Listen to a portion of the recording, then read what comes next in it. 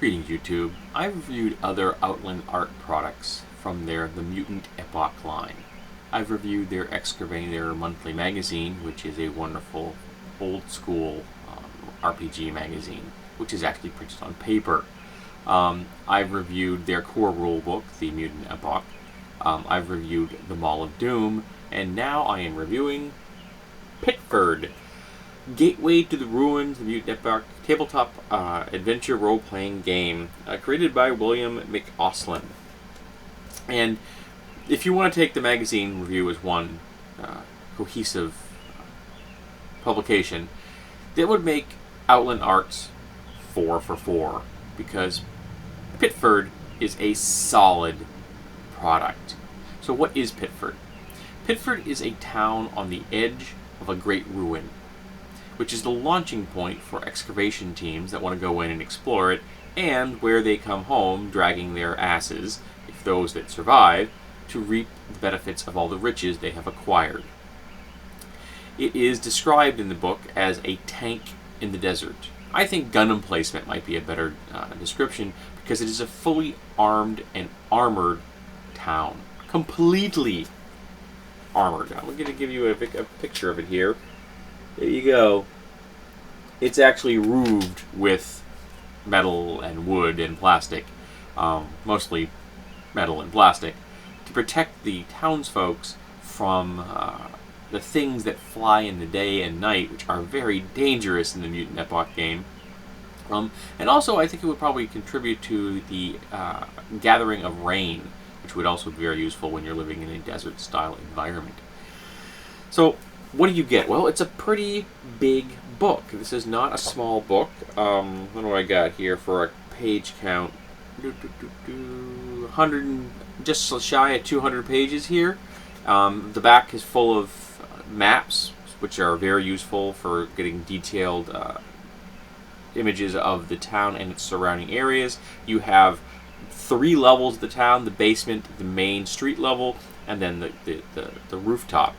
The book has an index and a table of contents. Kudos to that. The font is also pretty decent. I appreciate that as well. It's not wicked small like some things that I've seen in the past in different products.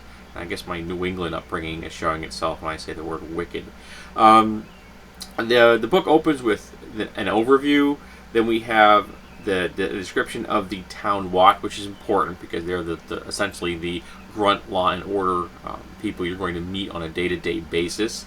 Then we have the ground level, which is a wonderful list. It's 92 pages, so a good hunk of the book, almost half of the book, which is all the different descriptions of the businesses that you will be going to for one thing or another within the game. You have things, for example, Four-Headed Fergie's Outfitters, which is a place owned by Four-Headed Fergie, which helps you get outfitted for the excavation endeavors that you wish to engage in. Champion's Fighting Pit, which is gladiatorial combat, which also used as a public venue in other ways as well, because it's a large open space that has seating. Deadeye Gunsmithy, that one's pretty straightforward. Hollywood Brothel, that one is also fairly straightforward. JoJo's Weed, that one made me smile. We have Leatherworks, we have different bars and grills in the place. We have Rad's Power Depot, the place you go to get your power cells recharged. We have motels and hotels, even an apartment building, which is kind of nice. You actually have long-term residence options if you so choose. Sal's Bakery, a fully functional bakery, which is kind of cool, harkening back to a more normal time period in the past. The Alcove Bar, United Post and Parcel Office, which is sort of a Pony Express style delivery service. Zulu Bob's Casino, which also has a nice little section about the different kinds of games that take place at Zulu Bob's, and how to adjudicate them within the game. Some things, simple things like knife throwing contests, and the more complex games of actual full-flown chance. Then we have ground floor, the ground level streets and areas, which describe each street roughly, what where, and the businesses that are on it. because the business descriptions give you the rough location, but having a map and an actual you are here kind of thing is quite handy. There are enough empty places, of course, in this that you can put in anything that you so choose as a GM. Then we have private quarters and non-public facilities. Topside roof area, which is all about gun emplacements and a dock for an airship that visits on a regular basis. Then we have the basement levels, which is where the underclass lives. In this case, literally the underclass, the poor and the desperate. It's also an entrance to a number of different ways of getting into the ruins that are the reason that Pitford exists. Then you have a section on defensive positions and the ABO facilities, which is the Association of Business Owners, which is the largest political organization and power structure within the city of the town of Pitford. And then you have associated tables, street level encounters, basement encounters, bar encounters, night encounters on topside, camping outside the gates of Pitford, encounters outside of Pitford within 10 kilometers, roughly the sphere of influence that the town has. And then there's a section on adventure hooks, penances, directory of tables, index, Pitford, and tape large maps, which is all very, very useful. The book is also chock full of illustrations. The inside stuff is all black and white, which is fine. You don't need. I don't think, especially if you're trying to evoke the vibe of the 80s and 90s era post-apocalyptic settings, you don't need a lot of color art. I think black and white really does the job admirably, and the art varies, in my opinion, from adequate to top-notch. So there's no bad art in here. Though I did notice that almost every single female in the book is well endowed. Now, I don't know if this is a comment on the artist's tastes or an ode to the artwork of the 80s. I don't know which it is, but it kind of made me smile. And since I'm an appreciator of the female form, I didn't mind. So, what does this do for you besides this, what I've just described to you? Well, it gives you everything you're going to need to run the town of Pitford.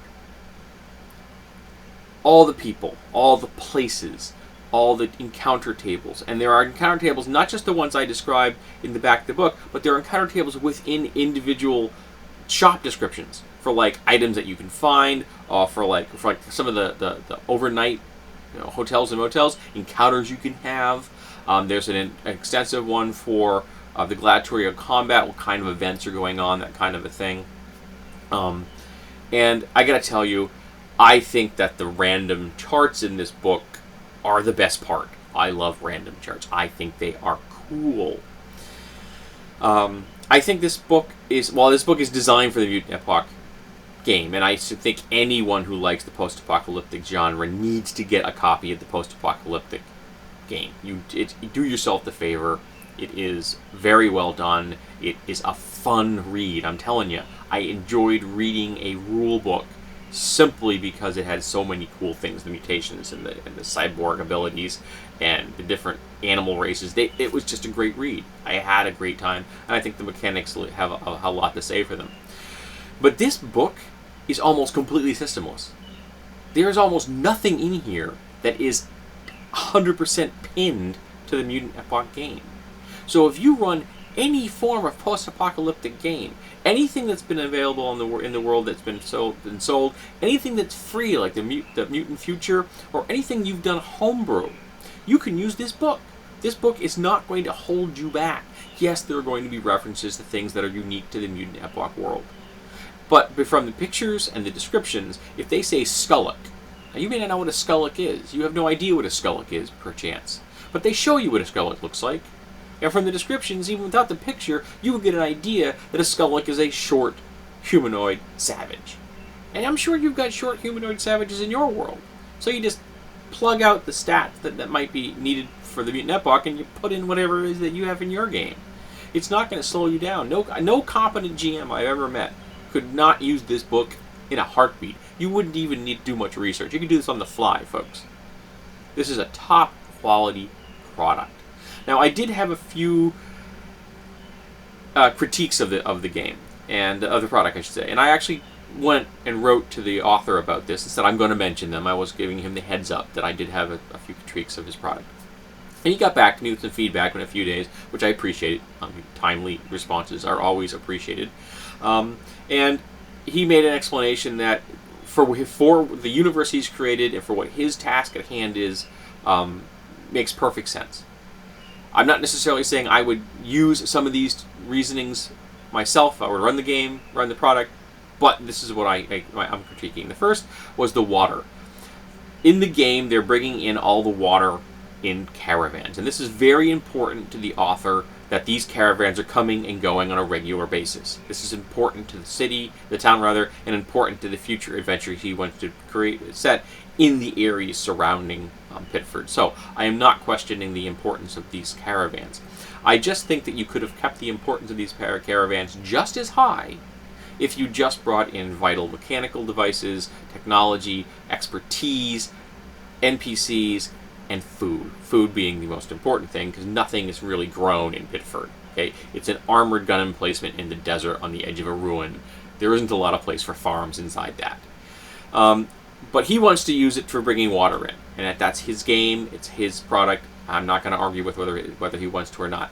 I think that is logistically difficult, because with a population of some 3,000 people, you're talking 6,000 gallons of water per day. Because 2 gallons of water per day is what the average person requires in a desert environment for things like hydration, food preparation, and hygiene. Now realize that people in a post-apocalyptic game are going to be less hygienic than we are, but they're also going to have a lot of animals. So I think that it's going to roughly balance out to 2 gallons per person, and I think that may even be conservative. I think logistically bringing in 6,000 gallons of water a day is nigh impossible, but that's just me. I think having wells there pulling up contaminated water is more likely, and you still have to treat the water. In this setting, they're selling the water per glass for what I thought was a too high a price for anyone to afford it.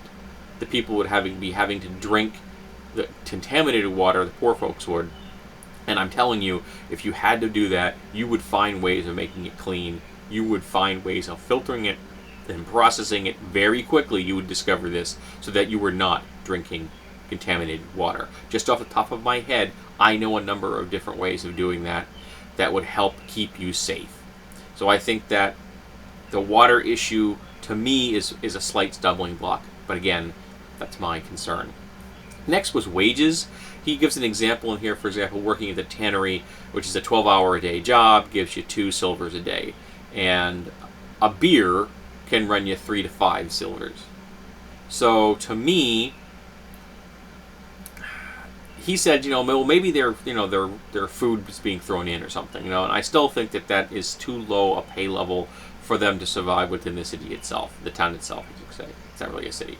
And he thinks that with the compensation for room and board and things like that it's acceptable, and that's fine. If he wants to do that, that's cool. I think it needs to be bumped up a little, but that's just me. And the last is that the town has legal prostitution, public executions for entertainment, gladiatorial combat to the death for entertainment, and slavery in the Mutant Epoch universe is legal almost everywhere. It's considered an alternative to executing people who have been considered criminals or captured conquests, things like that.